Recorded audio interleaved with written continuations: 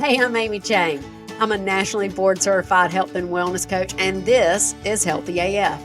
In this podcast, I'll be bringing you all things health, from the newest health strategies to how to tackle those personal roadblocks that just will not let you move forward. So buckle in. We're going to be inspired and instructed, and dadgum, we're going to have a little fun on Healthy AF. Hey, everybody, and welcome to another episode of Healthy AF. So this is part 2. In the first part, we talked about when you realize that your scheduled commitments are like a kitchen junk drawer that will not close, and you've been given this decision. Okay, what do I need to do with my life? This is feeling very same old, wash, rinse, repeat, no passion, and a lot of imprisonment to my calendar. Here's what we do. Once you get through, and if you haven't listened to part 1 already, I would suggest go ahead and listen to part 1. That may fill you in a little bit.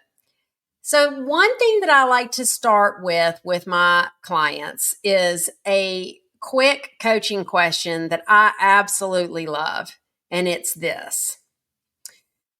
When you look to put something on your calendar, or you can look at things that are already on your calendar that may or may not be things that still fit your values in your life right now. The question is, if I say yes to this, what am I saying no to? So let me give you an example on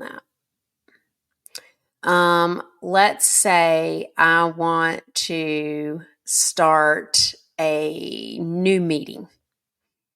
I want to start a new meeting on Fridays at 2 p.m.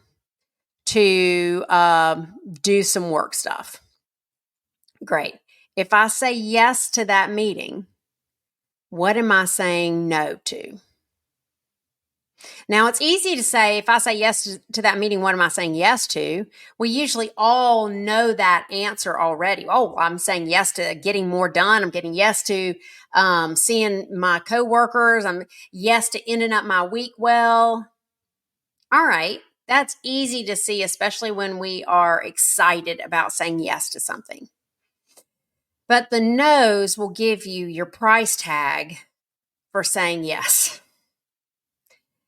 And I think we've all probably, I don't know, maybe you haven't. I certainly have picked up that item in the store and then gone to the up to the checkout counter. And when they tell me the price, I'm like, oh, hang on. Did not know that was the price. I don't need that after all. Yeah, it's handy to check the price before you make the purchase. So before you say yes to putting things on your calendar, looking at what you're saying no to. So if I say yes to that meeting on Friday, then really what I'm saying no to is my Friday afternoon, maybe unscheduled time ride down to the beach. I might be saying no to a nice wind down and entry into the weekend. I might be saying no to that family time that I've scheduled. Now, it doesn't mean you have to say no to that meeting on Friday. It just means you're getting clear on the price tag. Because it might be that I can take that family time on Wednesday nights, and then I don't need that on Friday nights. Might be that I can move some things around. But the point is, know the price before you make the purchase. And I have found several of my clients have said to me, oh my gosh, that what am I saying no to question, massive. And I found that to be pretty much a game changer for me too. Second tip I have for you is to make a priority list. What's really important in your life? Now, I think that there's whenever anybody says to me, like, make a priority list, I'm like, well, I mean, clearly my faith and my family and, blah, blah. It's sort of easy. Like, who do you pray for? What do you pray about? Oh, world peace. And, I'm grateful for my house. I'm not talking about that. I'm talking about specifics. This is where I kind of get into a murky spot when we don't know what we value. And we don't know what we value because we don't know who we are. Yeah, I'm going to say that again. When we have been living that life that is a same old, wash, rinse, repeat, and we've got a calendar that is full to bursting, and we haven't evaluated what the price tag on any of those calendar items are, and we don't really know what we want to do or what we just do because we're obligated to do it, it might be that we actually don't know ourselves very well. And when you don't know yourself very well, it's very difficult to get your priorities down and crispy clear instead of just the general, like, oh, yeah, well, I love God and my family and USA Go. That doesn't work well. So then that begs the question, how do you really get to know yourself? You know, we are doing a book club right now on Rising Strong is the book by Brene Brown. And one of the very first things I asked my participants in the first session was, what are your truths? What do you know that is truthful about you? Unchangeable. Now, many of you know, if you've watched me before, that that's my personal mission statement. I keep it hanging on my wall. I did it several years ago when I was provided an opportunity to get to know myself again. But if you don't know what your truths are, it's very difficult to figure out what your priorities are. And without looking at your priorities, you can't really answer the question, what's the price tag on the way I'm living? So here's a hint on how to find your truths. Now, you can do some contemplating, right? There's a bazillion coaching questions I could give you.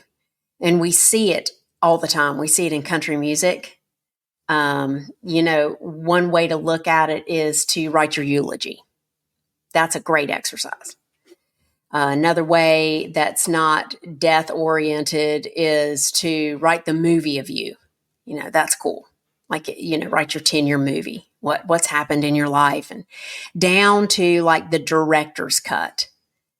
Like, okay, she goes to work. Great.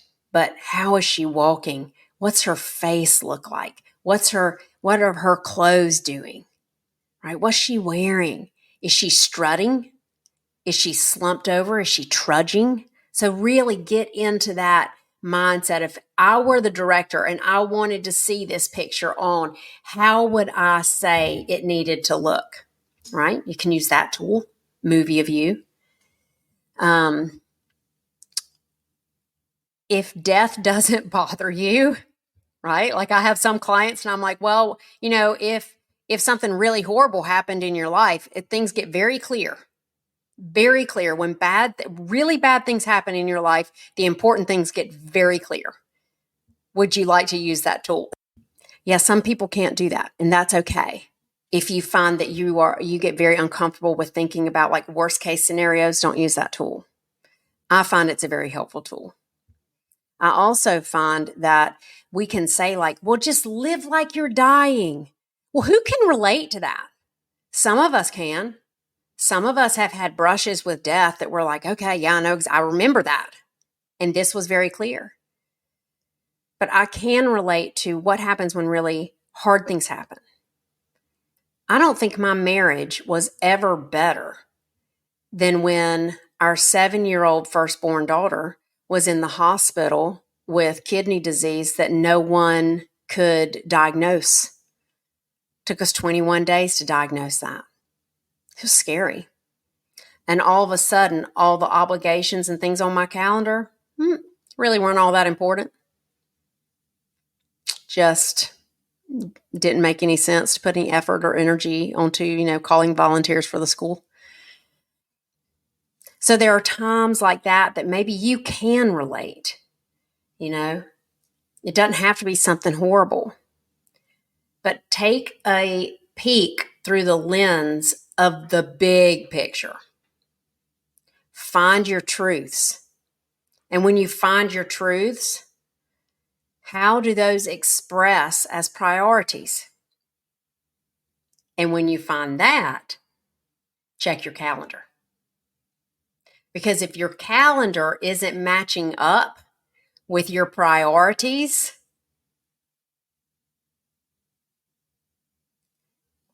there's no joy there. There's no joy. There's no fulfillment. There's just being obligated and tied down. And as I said to a client today, you are imprisoned. Girl, free yourself. And you can do that. You can do that. Because that little voice in our head that says, but how will, let's see, what's a good example? What have I done in my life that I actually imprisoned myself with? Let's see. Okay, I'll say coaching classes at CrossFit. But if I don't show up and coach the classes at CrossFit, what will they do? That seems like an important question until your kid's in the hospital. And then the answer is don't know, don't care. I gotta go.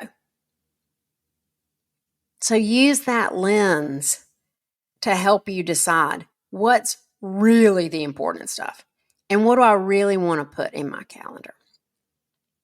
And that's how we go from a kitchen drawer that won't close, an overstuffed life that all of a sudden we get some clarity like, holy crap, I'm overstuffed, imprisoned, and obligated by my life, to wait a minute, I can choose, to how do I make it fit what I really value and what's really important to me, and then trying that out. Now, I hate to disappoint you, but you're just going to have to constantly reevaluate that, because you're going to put some things in your life now that feel great that maybe don't feel great in the future. And you might be tempted to take the things that feel good now and oversaturate your calendar with those things. I've been loving my yoga class. Sometimes I have a tendency to say, oh, yoga feels good. I should do it 8 times a week. No, you don't need to do it 8 times a week, right? So don't forget, it doesn't mean you have to get rid of yoga. It doesn't mean you have to jump into the yoga pool. You could half your yoga. You could double your yoga. There's lots of space in there. We tend to, with our calendars and our obligations, get well, I have to go to church. Well, yeah, but you don't have to go 6 times a week. So remember, there's some play. There's some play in there. So find that schedule that matches your truths, and then understand that you need to reevaluate your schedule every once in a while. Just like you are never going to keep your kitchen junk drawer organized 100% of the time, it's likely your life will not be organized 100% of the time either. So plan some checks in there with the season change, with your birthday. Hopefully it's not because a kid is sick. Hopefully you'll plan in some regular maintenance of, hey, am I still doing what I want to do and what brings me joy and what I'm committed to? Or do I just have, 3 neighborhood directories in there from 4 neighborhoods ago that I don't actually need or enjoy right now? I hope this has been helpful to you. For me, coaching questions are really helpful, and I still need a coach. If you would like to have a coach, hit me up. I'll be accepting new clients every once in a while. So if you love this podcast, please like, share, and subscribe it. It really does help little old me know that you're out there and I'm making a difference for you, which I hope I am. Give yourself some grace, and I will see you next time on Healthy AF. Thank you so much for listening to this episode of the Healthy AF podcast. I hope that it has helped you create a new possibility for your health and sets you into action to go get it. If you want more information or if you want to connect with me, visit my website at myhealthylife.coach. And don't forget to hit the subscribe button so that each new Healthy AF episode will be sent directly to you. Let's take you from where you are to where you want to go.